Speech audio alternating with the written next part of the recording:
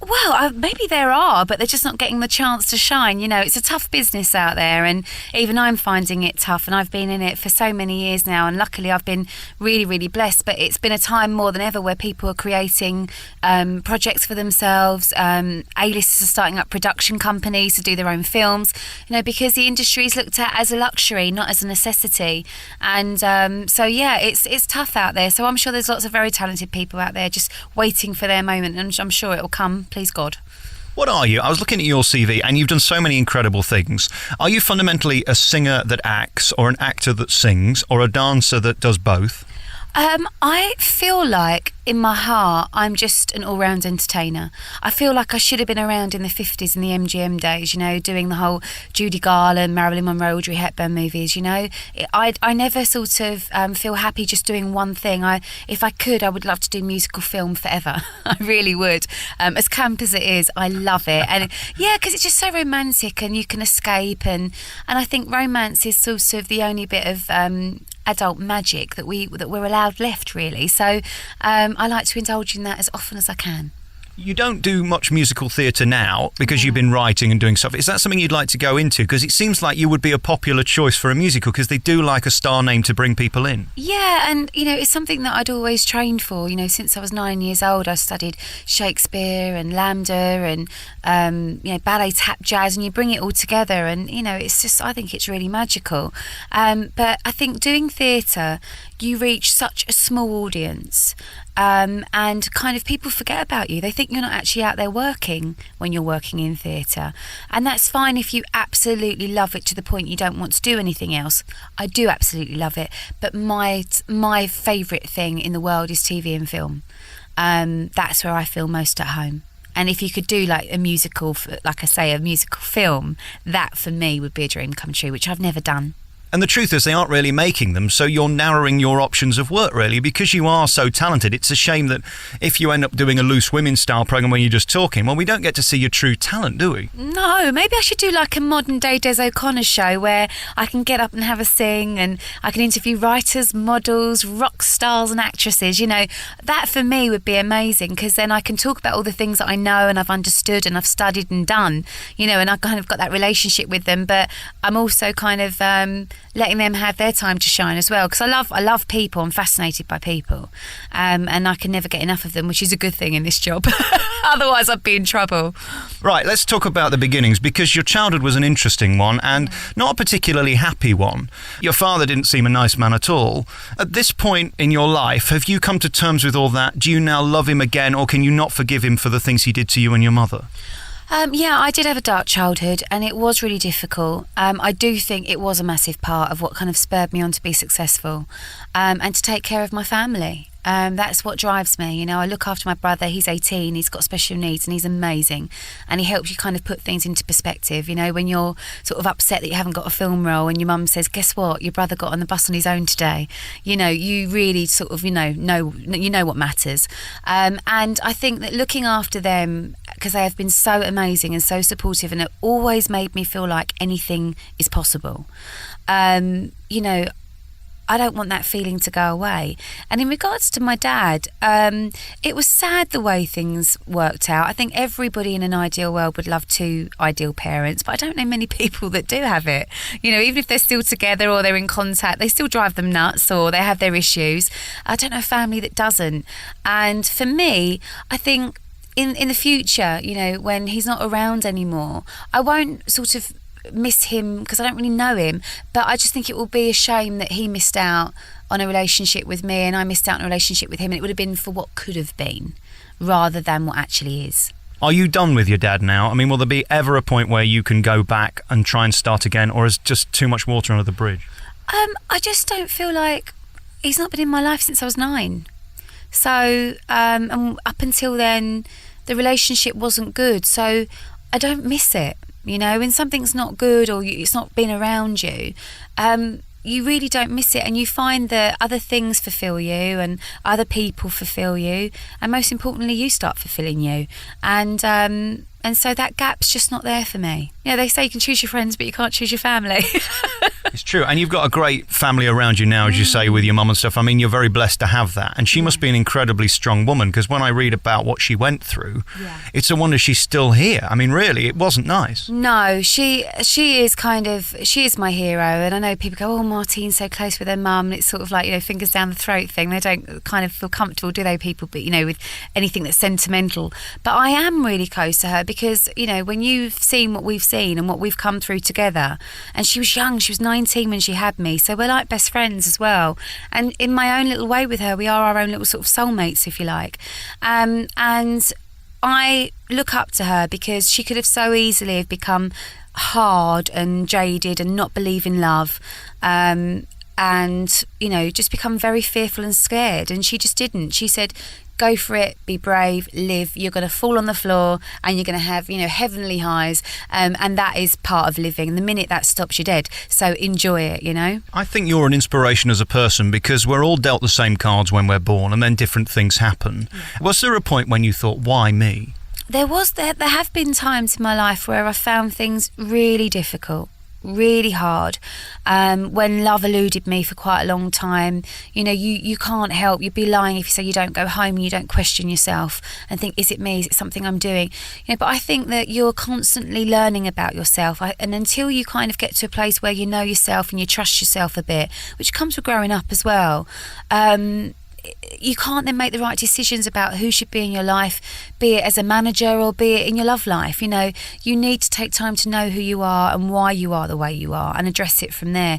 But it's difficult to that sounds a bit simple, but when you're in the public eye and you're expected to have answers at 18 for the whole of your life, it's really difficult. And when you say I don't know, it doesn't really fill their pages, so it's not interesting. So you kind of have to grow up so quickly and sometimes ahead of time, and you're almost a bit like a robot. On paper everything's perfect, but inside as a result there's a even more huge mishmash. So what was lovely about me taking time out to write the book was I just had time to just be a woman and not be the star and not be the celebrity and not be the victim in love and all these labels that you carry around on your shoulders. It was lovely just to be Martine again. It was really nice. I'll tell you my perception of you as a guy who just watched you on the TV. Firstly was that you were gorgeous, but that you were warm and there was something endearing about you. Now that's a quality that you can't buy, and I think I'm not the only one to say that about you. Yeah, I think whenever I've played a part, the director and the audience have always wanted me to take a huge essence of me to that part. And I think the essence of you is something that is either there or it's not. Even the greatest actors in the world, like Laurence Olivier, you watch his work and he's got something that oozes out of him that makes him have this respect, that you just look up to him and you respect him. And with me, I have apparently been told a gazillion times that I have this essence of kind of vulnerability mixed with other things that I don't mean for them to be there. I'm concentrating on the words and the character and all the other things. But I think lots of people that kind of stay in the business for a while, they do sort of tend to have their own stamp on things. So it's hard when it's you think, I don't know, do I? Well, I don't know what's oozing out of me, when I'm on screen. It's because it's you, So it's hard to be objective, and it's a bit self-indulgent when you sort of start analysing it. You think, well, no, I'm not comfortable with this, You weren't given an easy time on Eastenders. There was a lot of dramatic stuff you had to do day in and day out, and of course that crescendo at the end. Can't have been easy, bearing in mind what you went through as a child, because did it bring back stuff? How did you distinguish between the two? I mean, I really believe that in your career, the things that are kind of put in your lap or the things that come to you are often somewhere in your life a mirror of what's going on in your own life or what's happened in your own life. That's why I'm always fascinated to see what other stars are doing next. It just seems to be the way energetically things seem to work. And so when I was doing Tiffany day in, day out, what was lovely for me was that I based a lot of her on my mother. And I would speak to the script writers about it, and even the kind of abusive relationship she had with Grant and everything else, because he was so lovely and because everybody there was like my family and my close-knit network. It was really cathartic because I had a chance to kind of readdress things and do things, and you realise that it's not your fault. and certain things aren't your fault, and you realise through analysing these characters that are so like you, it's like free therapy. It's great. It is really good. And there are times that it just is what it is. There are times that it's nothing to do with you, or you didn't actually feel like that with certain things. There's things that, Tiffany did I'd never do, and there's reactions she had that I would never have. She was a real live wire. And I'm fiery, but not as often as she is. She's so fiery every day, and she was great fun to play. I just want to talk about what it's like being gorgeous and a huge star and really popular and on everybody's arm. I've never experienced that. In the height of your EastEnders days and following it, how does that feel? Well, I don't know. I work very hard. I take care of myself, and I've always been in shock when movie stars or pop stars have asked me out on dates. I've kind of not let them see that, but I've always inside been thinking, was it me? Are they asking me? And I think as well that once you kind of speak to them for sort of 20 minutes or so, you just realise that they are people and they're doing a job, and I'd be a liar if I said I wasn't inspired by some of them and I hadn't been in awe of some of them, but they are all human beings at the end of the day, and the more you realise about the business, you realise just how real it is and how the people at the top of their game are there, after all these years, because they're good people normally. If somebody like me with a face like mine came to you in the bar and said, Martine, will you come on a date with me? Would I even stand a chance? Oh, for goodness sake, stop doing yourself down, man. I'm putting myself up. What are you talking about? You're doing yourself down. Would you even look at me? At the end of the day, I've dated, my longest relationships have been with men that are unknown. It was just something that I preferred, and my other half now is involved with the business, and not the least bit jealous. I think it's hard because when you date someone who's not known, all the things they love about you in the beginning, all the things that are very tough for them to deal with later on, and they kind of almost feel resentful. And what's lovely is that if you've got somebody who's in the business, they want you to shine. They want you to go out there and be the best you can be, and they're not threatened by it. And it's taken me a long time to sort of find that. But sometimes the really known ones, it's kind of like you're fighting for the mirror. It's like, who's the bigger tart, me or you? Has there ever been anybody you've said no to that you later thought, actually, that would have been nice just to put in the little black book? Yeah, there've been a couple, but you can just see that they're trouble. I do seem to get like the rock and rollers. I don't know why, because I'm supposed to be this sort of sweet nation sweetheart, but I get the rock stars like going, oh, you're lovely, let's go out on a date. And I just look and I just think, you could be a heartbreaker, or you could be so self-destructive. I don't know if this would be for me. Have you ever thought of going the Katie Price way? Because you could have been her in your day, where you open up to everything and allow the cameras into your house and let them film your children that may be, or your family. We got to know a lot about you, but not too much. Yeah, I think it's different. I think the biggest difference is that when you have that confidence that you've trained in something and that you are equipped with a talent to do something. Her talent is that she has been so brave and had so much guts, and she's prepared to share so much, and that's her choice. But for me, I want to rely on different things. And for me, it's about, singing a song beautifully, acting a scene beautifully, and doing a job. My life isn't my job. As a result, I have had to discuss my life, and the bits I want to talk about, I will, and the bits I don't, I won't. But I think for me, it's important to have those boundaries. I think some people within the arts think that I should have even more boundaries, but until you've kind of been a pop star as well, where you have to talk about yourself, you're not just the actress anymore.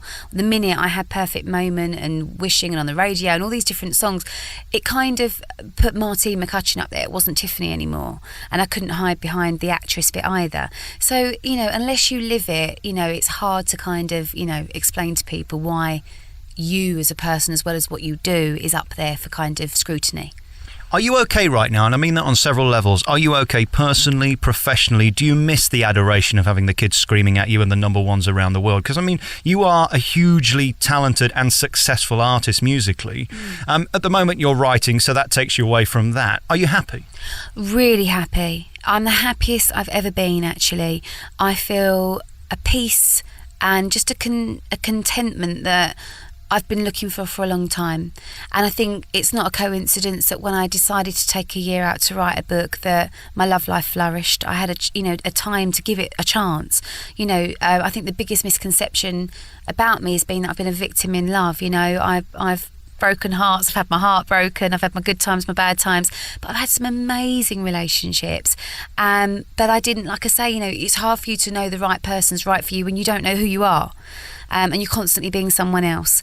And so it was lovely for me to take time out, be normal, pop to the shops, write my novel. And, the music I want to go back to, it's not the same business anymore. It really isn't. I'm young, I'm 33, but it's changed so much in the last 7 years. It's downloads, there's no CD UK, there's no Top of the Pops. It's hard to know where you're going to show all this music now.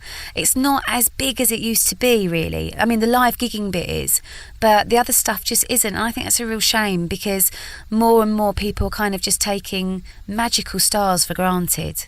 And it takes away that sort of inspirational element that I think we all need. We all need our heroes, How does it feel? You mentioned popping down the shops, and you go and get a coffee, and you look at the newsstand, and you're on the front page of this paper and that paper and this magazine and that magazine. Does that ever become normal? You never ever stop being scared when that lens is pointing at you. You never ever stop that feeling going over in your stomach when you spot yourself on the front of the paper. You do feel a bit hunted down sometimes, and even having just 8 months out was so peaceful, because I didn't have to go to any of those places where I knew they would be. You can try and avoid it, but there are times that they do follow you home, and even if you're in Surrey and you're not in London, they'll follow you about everywhere, and that's when you worry. You go, oh no, what's the story? I don't know what this is all about. I'm in trouble. But I take what I do really seriously, but I do take myself, with a pinch of salt and a huge sense of humour. Because if I didn't, oh my God, I'd be dead by now with everything they've said about me. I thank God I didn't listen.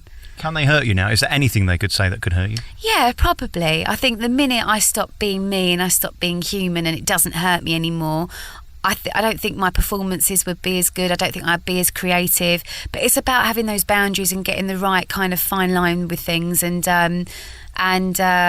Yes, I care what they feed to the public. Because that's partly my livelihood as well. It affects your jobs, it affects your income.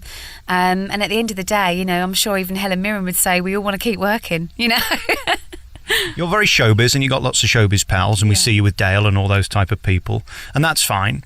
But then when the phone rings and they say, will you come to Liza's wedding and be in the wedding party? What goes through your head? Because you're just this little girl from London who's had an interesting life and had some form of success, but then you're going to be in every magazine everywhere around the world with two of the most famous people of the minute. How did that feel? My life, if there was a word for it, would be random. My life is very random. My mother always says, only you. I wake up and see Michael Douglas talking about you on a breakfast show. I see that you're linked with Mick Hucknall the next minute, and then Liza Minnelli's asking you to be a bridesmaid. I didn't even know you met her. And I kind of just get on with it and meet these people that, at the end of the day, they are. It's used sort of too loosely as a term these days, but they are living legends. I met Liza in a bar, and I'd stopped doing My Fair Lady, and I'd been very ill, and my confidence was just on the floor. And she gave me the most amazing talk and said to me, don't you ever let anybody take away your sparkle, and don't you ever let anybody stop you doing what you were born to do. I saw you in that show and you were amazing. She said, I've had hip replacements, drug problems, drink problems, and if I can still get up there, you can. And we just bonded, and I didn't know until afterwards. She'd always sit me either in the wings or front of the Royal Albert Hall, or wherever she was doing her music. And I found out that's what Judy Garland used to do with Liza. And so it was lovely that she was just so caring, and we still speak, not often, but we still speak. And it's really sad about the whole thing with David Guest, because I think she did genuinely believe in it. As much as everybody else saw it as a circus, she really did believe in it. What did you make of him? Not sure what to make of David. I don't know if anyone ever knows him.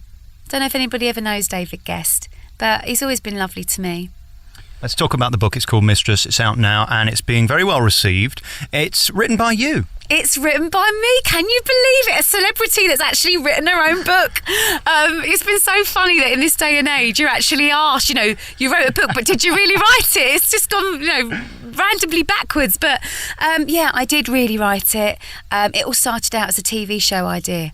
And the head of the TV network, ITV, actually said, listen, we want to create something for you, and who would you like to be in it? And it was a dream come true. And I said, look, I've always played either the tart with a heart, which is one extreme, or the girl next door, and I'd love to do something quite sensual, and maybe something like The Mistress. And it was before Mistresses was out. And he said, that sounds amazing. We'd love to kind of, get your voice with it all. Could you go away and write kind of a body of work? So I said yes, sort of being so excited, and then I realised that it actually was a lot of work. And so I spoke to my mum and said, Mum, I need to kind of write a synopsis and of this thing. And first of all, it was like a script. People got wind of it and said, have you got a publishing deal? Have you thought about writing the novel? And then he said, actually, if you could give us a novel, that would be even easier, because we've got everything. We can give it to the script writers and go from there. So I said yes, and the next thing I committed to an 80,000 word novel, and my mum helped me with the discipline, because obviously her success as a writer really helped. And she said, okay, this is what you need to do, chapter by chapter breakdown, and just some organisation with it. And I wrote it all by longhand. I do my emails and my bills and stuff, on my PC. But other than that, I just found it really so uncreative. And so I just sat with all my pucker pads.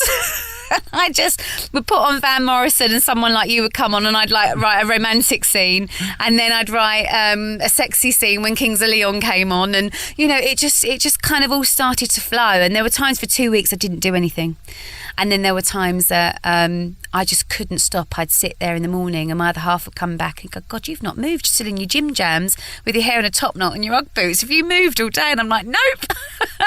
So it was brilliant, because I could just be whoever I wanted to be. I didn't have to be one role, because people say, oh, Mandy's like you, and she's kind of like the supermodel version of me. I've heightened her a lot. But I also kept bearing in mind that this could become a TV thing. And I went round the houses the long way round, but obviously if I'd sort of written her as a 3-foot redhead, I wouldn't have got the job as the actress in it. So I wrote it, I loved it. All my friends were a huge influence for it. And I know 2 of my friends are the other women, and I've heard their stories over the years, and the heartbreak and the sexiness and the spontaneity, and it's not an easy life, but it's a fascinating subject in a time where not many people raise an eyebrow too much anymore, but they do to that.